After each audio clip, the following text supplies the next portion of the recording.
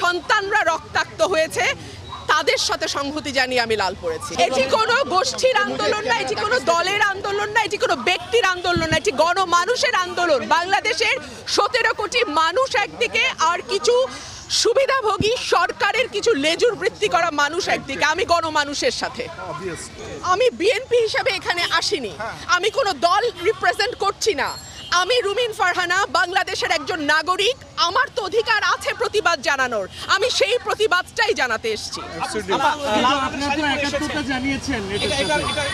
লাল রক্তের রং, লাল প্রতিবাদের রং, লাল আন্দোলনের রং, লাল বিক্ষোভের রং। এবং আমার সন্তানের রক্ত ঝরেছে, আমার সন্তানরা রক্তাক্ত হয়েছে, তাদের সাথে সংহতি জানিয়ে আমি লাল পড়েছি। সরকার বলছে তাদের কোটা আন্দোলন দাবি মেনে নেওয়া হয়েছে, তারপরও তারা কেন আন্দোলনে?